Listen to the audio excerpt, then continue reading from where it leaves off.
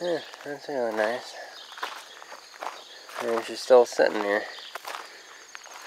That's still sitting there. I haven't messed with it yet. I just come out just to look at it, see what when the tree fell on it, what it did to the Ford here. It just dented that antenna a little bit. I made it look nice. Didn't hurt the door. That was already that way. Paint didn't get scratched at all. A little bit of cosmetic damage. Bunch of leaves back there. Tire's half flat still. Still got holes in it. I ran that over, that's why.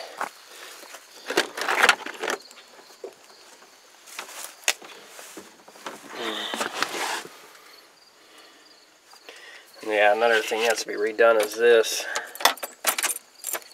See, this is really bad.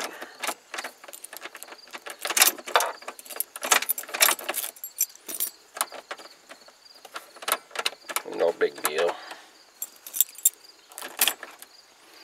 4x4 works, 242,000 miles. Needs a windshield.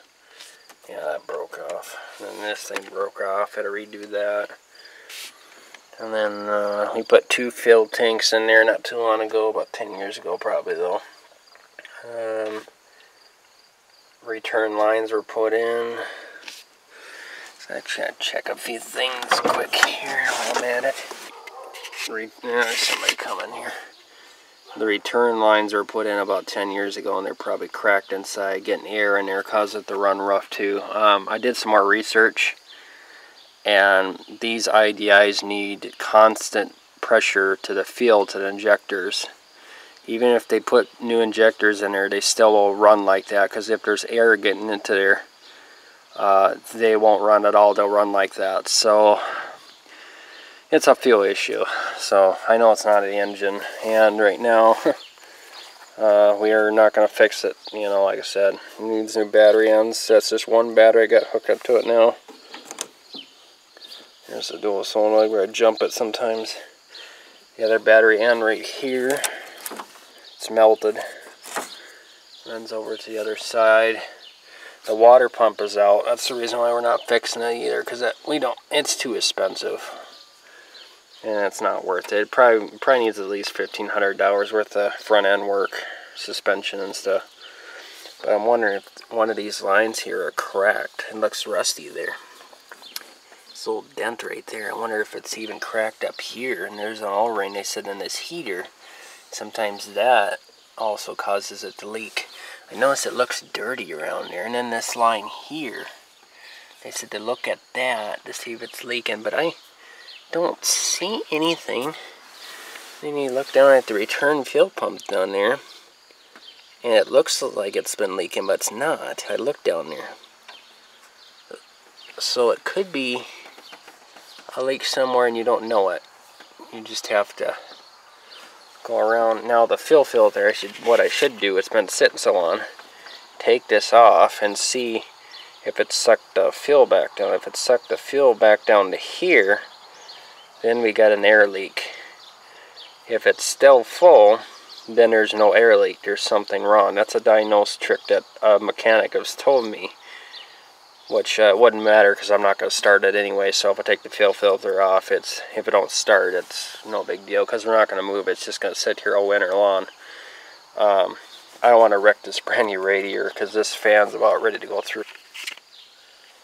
Okay, the fuel filter was on there pretty loose. So we're going to see if there's any. See that the water separator has been removed, so that's probably part of the issue too. Let's see if there's any fuel in there. Oh, there's fuel coming out. Look at that. See? Look at that. It stinks though. It don't smell good.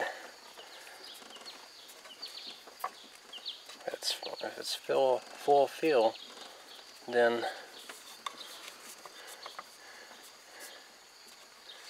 it's not the fuel or not the air problem.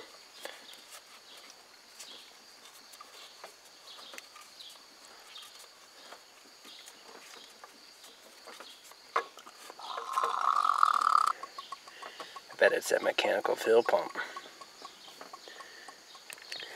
Just got the fuel filter off this Ford truck.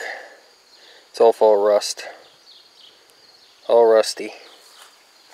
Had full fuel in there.